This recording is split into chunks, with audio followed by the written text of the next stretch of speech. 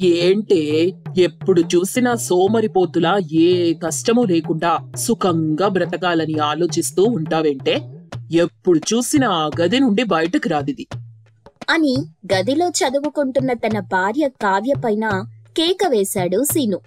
అప్పుడు కావ్య తను చదివే పుస్తకాన్ని పక్కన పెట్టి సీను దగ్గరికొచ్చి, ఓ ఏంటండి అప్పటి నుండి మీ నస? చక్కగా చదువుకుంటూ ఉంటే ఏంటి మీ బాధ? నా బాధ ఏంటా? పొద్దున లేచినప్పటి నుండి పడుకునే వరకు పుస్తకాలని చదవడం తప్ప ఇంకేమైనా పనుందా నీకు? అసలు ఆ పుస్తకాల్లో ఏముందే అని అడిగాడు సీను. అప్పుడు కావ్య ఎంతో సంతోషంగా ఇలా చెప్పింది, మాయా ప్రపంచానికి దారండి. సీనుకి ఏమీ అర్థం కాక, మాయా ప్రపంచంలోకి దారా? అదసలు ఎక్కడుంది కావ్య? ఇంతవరకు దాన్ని ఎవ్వరూ చూడలేదు. మా అమ్మమ్మ చెప్పేది, ఆ మాయా ప్రపంచంలో ఎప్పుడూ సంతోషమే ఉంటుందంట. అసలు కష్టం అనేదే అక్కడ ఉండదని చెప్తారు. ఆ మాయా ప్రపంచానికి ఒక పెద్ద గేటుండి దానికి ఒక పెద్ద మాయా మంత్రగాడు కాపలాగా ఉంటాడు అని చెప్తూ ఉంది కావ్య. కావ్య, ఏంటి కథలో చెప్పిన దాన్ని నిజమని నమ్మి దాని దారి కోసం పుస్తకాలు చదువుతున్నావా? అయ్యో, అది కథ కాదండి, నిజం. ఆ మాయా ప్రపంచంలోకి చాలా మంది వెళ్లారంట కూడా. అలాంటి వాళ్లే ఈ పుస్తకాలు రాశారు. కావ్య, నా బుర్ర బద్దలవుతుంది. ఇంకా నువ్వు చెప్పింది చాలు గాని వెళ్ళి నాకొక కాఫీ తీసుకురా. ఇదిగో చిటికెలో తీసుకొస్తాను అని వంటగదిలోకి వెళ్ళింది కావ్య. చాలాసేపు అయింది కానీ కావ్య ఇంకా కాఫీ తీసుకురాకపోవడంతో, ఏంటిది ఎంతసేపు అయినా కూడా ఇంకా రాలేదు? కొంపతీసి మళ్ళీ మర్చిపోయిందా ఏంటి? అంతా నా కర్మ. నేనే వెళ్ళి కాఫీ చేసుకుంటాను అని అనుకుంటూ వంటగదిలోకి వెళ్ళాడు సీను. అక్కడ కావ్య ఆ మాయా ప్రపంచం పుస్తకం చదువుకుంటూ స్టవ్ పై పాలు పెట్టానన్న విషయం మర్చిపోయి తన లోకంలో తనుంది. పాలన్నీ పొంగిపోయి గిన్నె నల్లగా అయిపోయింది. అది చూసి సీను, కావ్య, ఏంటి కావ్య ఇది అని అరిచాడు. మాటలకి ఉలిక్కిపడి స్టవ్ పైన పెట్టిన పాలని చూసి, అయ్యయ్యో, ఇంతకు ముందే పెట్టానండి, అప్పుడే ఇలా పొంగిపోయాయి. కావ్య, నువ్వేం చేస్తున్నావో నీకైనా అర్థమవుతుందా? ఆ మాయ ప్రపంచం ముసుగులో పడి నువ్వు పిచ్చిదానిలా అవుతున్నావు. అయ్యో, మీకొకసారి చెప్తే అర్థం కాదు. ఇప్పుడే చదివానండి, అందులో ఎంతో సంపద కూడా ఉంటుందంట. ఆ సంపదని మనం చేజిక్కించుకుంటే మనకన్నా ధనవంతులు ఈ భూమి మీదే ఉండరంట. సీను ఇంకా కావ్యతో వాదించటం తన వల్ల కాక అక్కడి నుండి వెళ్ళిపోయాడు. కావ్య మాత్రం ఎప్పుడు చూసినా కూడా ఆ పుస్తకాల్ని పట్టుకుని విడిచిపెట్టటం లేదు. ఒకరోజు రాత్రి కావ్య సీను ఇద్దరూ పడుకొని ఉన్నారు. మధ్యరాత్రి సీనుకి మెలకువ వచ్చి చూస్తే పక్కన కావ్య లేదు. కావ్య, కావ్య, ఎక్కడున్నావు కావ్య అంటూ ఇల్లంతా వెతికాడు. కాని కావ్య మాత్రం ఎక్కడ కనిపించలేదు. సీనుకి చాలా భయం వేస్తుంది. కిటికీ గుండా బయటికి చూస్తే కావ్య ఎక్కడికో వెళ్తూ కనిపించింది. సీను వెంటనే కావ్య దగ్గరికి వెళ్లి కావ్యాని ఆపి, కావ్య, ఇంత అర్ధరాత్రి ఎక్కడికి వెళ్తున్నావు? నేను చదివానండి, నిండు పౌర్ణమి రోజునాడు ఈ మాయా ప్రపంచానికి గేట్లు ఓపెన్ అవుతాయంట. అందుకే ఆ ద్వారం ఎక్కడుందా అని వెతకడానికి వెళ్తున్నానండి అని చెప్పింది. కావ్య చెప్పిన మాటలు విన్న తరువాత సీనుకి గుండాగినంత పనైంది. కావ్య, ఏం మాట్లాడుతున్నావు నువ్వు? పిచ్చిదానిలా చేస్తున్నావు నువ్వు. పౌర్ణమేంటి, ద్వారమేంటి? నాకు నిన్ను చూస్తుంటే భయమేస్తుంది. పదా ముందు ఇంటికి వెళ్దాం. ఆగండి, మీరు కూడా నాతో రండి, మీకా మాయ ద్వారం చూపిస్తాను అంటూ సీనుని లాక్కెళ్తూ ఉంది కావ్య. కావ్య, ఎవ్వరూ చూడకముందే ఇంటికి రా అని సీను బలవంతంగా కావ్యని ఇంటికి తీసుకెళ్లాడు. రోజు రోజుకి కావ్య పనులు మరీ మితిమిరిపోతున్నాయి. కావ్య మాయా ప్రపంచం ఉందని బలంగా నమ్ముతుంది. కానీ సీను మాత్రం నమ్మటం లేదు. రోజు కావ్య మాయా ప్రపంచం ద్వారం కోసం పుస్తకాల్లో ఉన్న అన్ని పనులు చేస్తుంది. ఒకరోజు కావ్య ఏకంగా ఇంట్లో ఒక పెద్ద ముగ్గు వేసి దాని మధ్యలో కూర్చుని ఉంది. అప్పుడే బయటి నుండి ఇంటికొచ్చిన సీను అది చూసి భయపడిపోయి, అమ్మో కావ్య, ఏం చేస్తున్నావు? ఏంటిది? అంటూ ముగ్గునంతా చెరిపేశాడు. ఏవండి, ఆగండి, ఆగండి, అయ్యో అంటూ సీనుని కావ్య ఆపుతుంది. ఆ రోజు మొత్తం సీను మనసులో కావ్య గురించి పెద్ద ఆందోళన పట్టుకుంది. సీను కావ్యకి నచ్చచెప్పే ప్రయత్నం చేసినా కూడా కావ్య మాత్రం సీను మాటల్ని పెడచెవిన పెట్టేది. ఒకరోజు రాత్రి కావ్య మాయా ప్రపంచం గురించి కలలు కంటూ పడుకుంది. కావ్య కఠోర దీక్షకి మెచ్చి ఆ రోజు రాత్రి ఒక మాయా రూపంతో పెద్ద కర్ర పట్టుకొని ఒకతను ప్రత్యక్షమయ్యాడు. అమ్మా కావ్య, నిదురించింది చాలు, ఇక మేలుకో. కావ్య నిద్రలుండి లేచి, ఎవరు? కావ్య, నువ్వు ఎన్నో ఏళ్ల నుండి కష్టపడుతూ ఉన్నావు కదా, ఈ రోజు నీకు ఆ మాయా ప్రపంచానికి అనుమతి దొరికింది అంటూ చెప్పాడు. ఆ మాటలకి కావ్య సంతోషంలో తేలియాడుతుంది. పక్కన చూస్తే సీను గాఢ నిద్రలో ఉన్నాడు.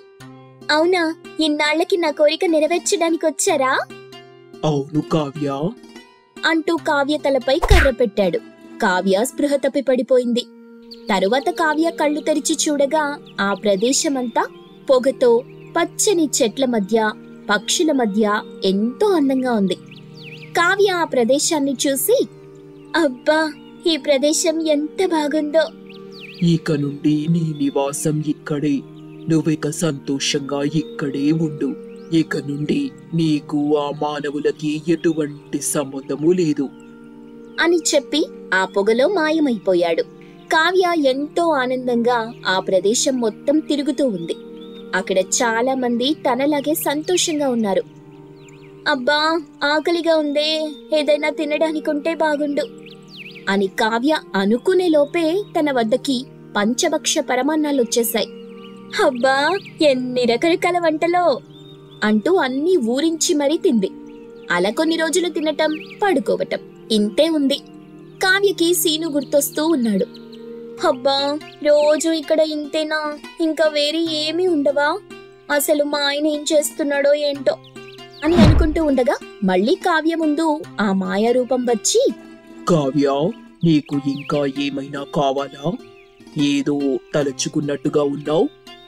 అవును, మా ఆయన్ని కూడా ఇక్కడికి తీసుకురాగలరా?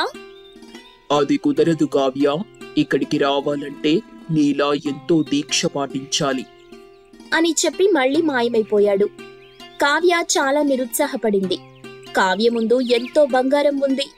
అబ్బా, ఎంత బంగారం అంటూ అంతా మెడలో వేసుకుంది. అలా కావ్య ముందు కాలు కదపకుండా అన్నీ తన దగ్గరికే వస్తూ ఉన్నాయి. రోజు మెడలో బంగారం ధరించి దానిపై విరక్తొచ్చింది. చివరికి కావ్యకి ఆ ప్రదేశం మీదే విరక్తొచ్చింది. అబ్బా, ఏంటి ప్రదేశం, అసలిక్కడ కొత్తగా ఏమీ లేదు. మాట్లాడడానికి కనీసం మనవాళ్లంటూ ఎవరూ లేరు. ఎక్కడ చూసినా అంతా ఒకేలా ఉంది. అయినా జీవితంలో ఎప్పుడూ సంతోషమేనా? అప్పుడప్పుడు కొన్ని బాధలు కూడా ఉండాలి. ఇక నేనిక్కడ ఒక్క క్షణం కూడా ఉండలేను అని గట్టిగా అరుస్తుంది. అప్పుడు మళ్ళీ ఆ మాయా రూపం వచ్చి, ఏమైంది కావ్య? నాకిక్కడ ఉండటం ఏమాత్రం కూడా ఇష్టం లేదు. దయచేసి నన్ను ఇక్కడి నుండి మా ఇంటికి పంపించండి. కావ్య, ఒకసారి ఇక్కడి నుండి నువ్వు వెళ్ళిపోతే మళ్ళీ తిరిగి రాలేవు. అసలు ఇది మనుషులుండే ప్రదేశమేనా? నాకు ఈ ప్రదేశం నుండి విముక్తి కావాలి తథాస్తు అని కర్రని కావ్య తలపై పెట్టాడు. తను స్పృహ తప్పి పడిపోయింది. ఆ తరువాత రోజు సీను తన మిత్రుడైన గిరి దగ్గరికి వెళ్ళాడు. గిరి, కావ్యని మార్చడానికి నాకు సాయం చేసినందుకు నీకు ఎంతో రుణపడుంటాన్రా. ఆ మాయ ప్రపంచం సృష్టించి తనని ఆ మాయ నుండి బయటికి తీసుకురావడంలో నీ సహాయం ఎప్పటికీ మర్చిపోలేను. సీను, కావ్య నాకు చెల్లెల్లాంటిదిరా. తన కోసం నేను ఏ సాయం కూడా చెయ్యలేనా అంటూ చెప్పాడు. తరువాత నుండి మళ్ళీ కావ్య ఆ మాయా ప్రపంచం గురించి మాట్లాడలేదు. ఒక ఊళ్ళో వీరయ్య, కమల అనే పేరుగల దంపతులుండేవాళ్లు. వీరయ్య ఇంటి వద్దే కిరాణా కొట్టు పెట్టుకుని అత్యాశ బుద్ధితో అధిక ధరలు నిర్ణయించి మాటకరితనంతో సరుకుల్ని అమ్మేవాడు. ఆ ఊళ్ళో మరో కిరాణా కొట్టు లేకపోవడం, పక్క ఊరికి వెళ్లి సరుకులు తెచ్చుకునే సమయం లేకపోవడం వల్ల ఆ ఊరి వాళ్లు వీరయ్య చెప్పిన ధరకే సరుకులు కొనుక్కొని లోలోపల తిట్టుకుంటూ వెళ్లేవాళ్లు. ఒక రోజున సుజాత, ఇది మహా దారుణమన్నయ్యా. ఉల్లి ధర అలా పెరుగుతుంటే నన్నేం చేయమంటావు తల్లి? బయట మార్కెట్లో ఈ ధర పెట్టిన ఉల్లిగడ్డ దొరకట్లేదు. తెలిసిన వాళ్ళం, ఒకే ఊరి వాళ్ళం కాబట్టి ఆ ధరకు అమ్ముతున్నాను. ఒక విధంగా తక్కువేనని అనుకోవాలి తల్లి. అయితే ఉల్లిగడ్డ ఏమొద్దులే అన్నయ్య, అది పక్కన పెట్టి మిగతా సరుకులకు ఎంత అవుతుందో లెక్కేసి చెప్పండి. ఇలా చూడు చెల్లెమ్మా, కూరలో మనం ఉల్లిగడ్డ లేకుండా తినగలమా చెప్పు? డబ్బులు తక్కువున్నా, ఒకవేళ లేకపోయినా తీసుకెళ్ళి 2-3 రోజుల్లో తెచ్చిపో. నువ్వెక్కడికి వెళ్ళవు, నేను ఎక్కడికి పారిపోను అని మరో 2-3 మాటలు ప్రేమగా మమతగా మాట్లాడాడు. దాంతో సుజాత ఉల్లిగడ్డను తీసుకోవాల్సి వచ్చింది. మొత్తం డబ్బులు ఇచ్చేసి సుజాత సరుకులు తీసుకెళ్ళింది. అలా వీరయ్య తన మాటకరితనంతో చలాకీగా వ్యాపారం చేస్తుండేవాడు. ఇక అతని భార్య కమల మహా సోమరిపోతు. ఇంటి పని కాదు కదా, తినే కంచం కూడా తీయలేని గొప్ప ఇల్లాలు. అప్పుడే అతి కష్టం మీద గుమ్మం దగ్గరికి వచ్చి, ఏవండి, ఆకలవుతుంది, వచ్చి అన్నం పెట్టి తినిపించండి. కమల, నా ప్రియమైన భార్యమని, ఎలాగో గుమ్మం వరకు నడిచి వచ్చావుగా, ఈ నడకేదో వంటగది వైపు నడిచి అన్నం పెట్టుకోవచ్చు కదా. లేదు లేదు, అది మాత్రం కుదరదండి. మీ దగ్గరికి రావాలంటే కాళ్ళు పని చేస్తే సరిపోతుంది. అందులో 10 అడుగులు మాత్రమే. అదే నేను వంటగది వైపు వెళ్ళాలంటే 15 అడుగులు వెయ్యాలి. వామ్మో, నా వల్ల కాదు. అది కాక వంటగదిలోకి వెళ్తే వామ్మో, నా చేతులు కూడా పనిచేయాల్సి వస్తుంది. మరి ఇంత సోమరిగా ఉంటే ఎలా కమల? ఇటు కిరాణా కొట్టు, అటు నిన్ను ఎలా చూసుకోగలను చెప్పు? అది కూడా తెలియకపోతే ఎలా మీకు? నన్ను చూసుకునేటప్పుడు కొట్టు మూసేయండి, నా పని అయ్యాక మళ్ళీ కొట్టు తెరవండి. ఇది కూడా తెలియకుండా ఏం వ్యాపారం చేస్తున్నారో ఏంటో. ఇంకెక్కడి వ్యాపారం కమలా? నాకు నిన్ను చూసుకోవడమే సరిపోతుంది. నువ్వే అర్థం చేసుకుని కాస్త ఆ సోమరితనాన్ని పక్కన పెట్టు. ఇది మరీ బాగుంది. తీసి పక్కన పెట్టడానికి అదేమైనా మీరమ్మే టమాటా అనుకుంటున్నారా, లేదంటే నేను కట్టుకునే చీర అనుకుంటున్నారా? మాటకు మాట చెప్పడానికి మాత్రం ఈ సోమరితనం అడ్డురాదు. పద అని చిరాకు పడుతూ కొట్టుకు తాళం వేసి ఇంట్లోకెళ్తాడు. కమల ఒక చోట కూర్చొని ఉంటుంది. వీరయ్య లోపల కమలని తిట్టుకుంటూ కూర్చున్న కమల దగ్గరికి ఒక ప్లేట్ నిండా అన్నం, కూర, అప్పడం, పచ్చడితో పాటు నెయ్యి కూడా పెట్టుకుని తీసుకొచ్చి కూర్చుంటాడు.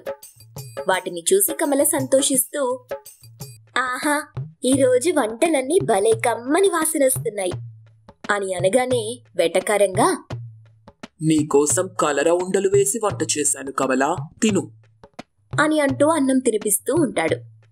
కమల ఎంతో సంతోషంగా కడుపు నిండా తన భర్త చేతి వంట తింది. కమలా, కడుపు నిండా తిన్నావు కదా, కాస్త కొట్టులో కూర్చో. నేను టౌన్కి వెళ్ళి కొన్ని సరుకులు తీసుకొస్తాను. సరే పదండి, నా కోసం ఎన్నో చేస్తున్నారు మీరు. మీకోసం కూర్చోవడం చేయలేనా? చేస్తాను, పదండి అని చెప్పగానే వీరయ్య లోపల సంతోషిస్తూ, ఇలా కొంచెం కొంచెం కమలకి పని చెప్తూ తన సోమరితనాన్ని పోగొట్టాలి అని అనుకుని కొట్టు తెరుస్తాడు. కమల కూర్చుని ఉంటుంది. వీరయ్య సరుకుల కోసం టౌన్కి వెళ్ళిపోతాడు. కొట్టు దగ్గరికి గోవింద్ వచ్చాడు. కమలని చూసి, అమ్మగారు, మీరా? అయ్యగారు లేరా? ఆయన టౌన్కి వెళ్ళాడు, ఏం కావాలో తీసుకో అని చెప్పగానే మనసులో, వారెవ్వా, ఇదే మంచి అవకాశం.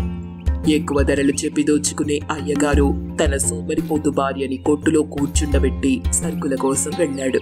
ఇప్పుడు నా చేతి వాటం చూపిస్తాను అనుకొని కమలకి వినిపించేలా, అమ్మగారు, కందిపప్పు కావాలండి. నేను లేచివ్వలేను, అక్కడుంది తీసుకెళ్ళు అని చెప్పగానే గోవిందు తీసుకొచ్చిన డబ్బులలో చిల్లర ఇచ్చి ఎక్కువ మొత్తంలో కందిపప్పు తీసుకుని వెళ్తాడు. అలా వెళ్తూ వెళ్తూ దారిలో కనబడిన ప్రతి ఒక్కరికి తన సోమరిపోతు భార్యని కూర్చోబెట్టి వెళ్లిన విషయంతో పాటు ఎలా దోచుకోవాలో కూడా చెప్తాడు. దాంతో ఊరి వాళ్లు చిల్లర పట్టుకుని వీరయ్య కొట్టు దగ్గర వరుసగా నిలబడతారు. అది చూసిన సోమరిపోతు కమల మురిసిపోతూ, భలే, ఈరోజు మా ఆయన నన్ను మెచ్చుకోకుండా ఉండలేడు. సరుకులు తీసుకెళ్లడానికి ఊరంతా వచ్చారు అని కూర్చుని సంతోషిస్తూ ఉంటే కొట్టు దగ్గరికొచ్చిన వాళ్లు చిల్లర ఇచ్చేసి కావలసిన సరుకుల్ని ఎక్కువ మొత్తంలో తీసుకెళ్లారు. వీరయ్య కొట్టు మొత్తం ఖాళీ అయిపోయింది. వచ్చిన చిల్లర చూస్తూ కమల మురిసిపోతుంటే మార్కెట్కి వెళ్లిన వీరయ్య వచ్చాడు. ఖాళీగా ఉన్న కొట్టు చూసి ఆశ్చర్యపోతాడు. అయోమయంగా, కమలా కమలా, కొట్టు మొత్తం ఖాళీగా ఉంది. సరుకులన్నీ ఎక్కడా?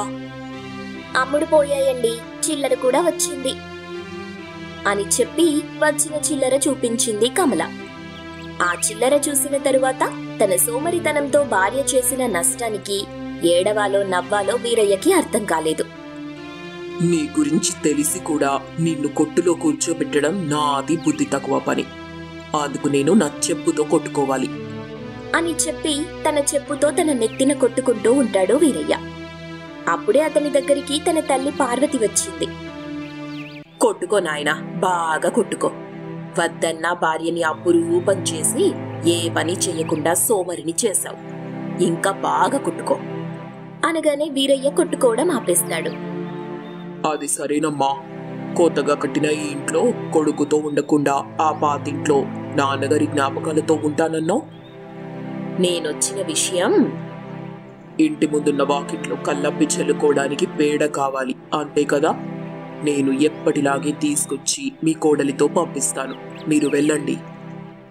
పూర్తిగా తెల్లారక ముందే ఈ సోమరి కోడలు పేడ తీసుకొచ్చి ఇంటి దగ్గర పెడుతుందంటే నాకెందుకో నమ్మకంగా లేదు బాబు. నమ్మాలమ్మా, మీరంటే భక్తి, మీ మాటంటే గౌరవం. తెలుస్తుంది బాబు. అత్తయ్య రాగానే మర్యాదపూర్వకంగా గబుక్కున లేచి నిలబడింది కదా అనగానే వీరయ్య కమలని చూస్తాడు. కమల అలా కూర్చుని ఉంటుంది. వీరయ్య ఏమీ మాట్లాడకుండా తలదించుకుంటాడు. పార్వతి అక్కడి నుండి వెళ్ళిపోతుంది. తెల్లారుజాము కోడి కూత పెట్టింది.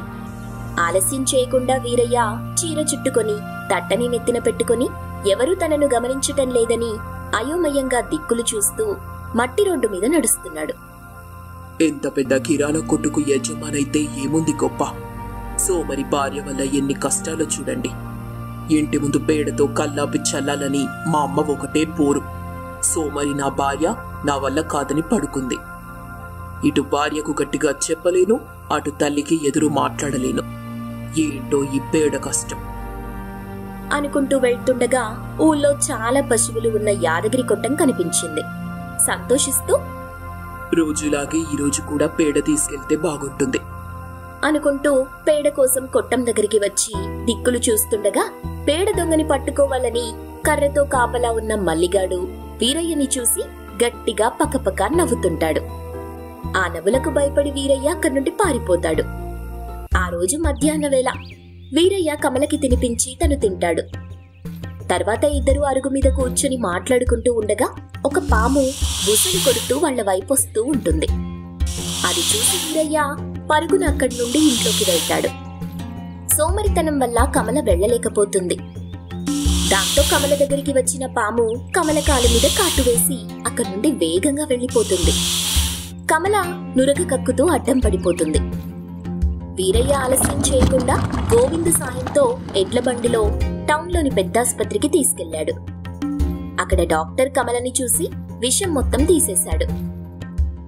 బాగుపడిన కమలని కూర్చోబెట్టి, చూసావా కమలా, నీ సోమరితనం ఈ రోజు నీ ప్రాణాలు తీసేది. ఇంట్లో సమయానికి వీరయ్య ఉన్నాడు కాబట్టి నిన్ను చూసి ఆసుపత్రికి తీసుకొచ్చాడు. ఒకవేళ వీరయ్య లేకపోతే అని చెప్పగానే కమల కళ్లలో నుండి కన్నీళ్లు కారాయి. సోమరితనం అనేది ప్రాణం తీసుకోవడానికి పనికొస్తుంది తప్ప ప్రాణం పోయడానికి కాదని అర్థం చేసుకుని మరుసటి రోజు నుండి ఇంట్లో నెమ్మదిగా తన పనులు చేసుకోవటం మొదలెట్టింది కమల. అది చూసి వీరయ్య సంతోషపడి మళ్లీ తన కిరాణా కొట్టును తెరిచాడు. నిజాయితీగా సరుకులమ్మటం మొదలెట్టాడు.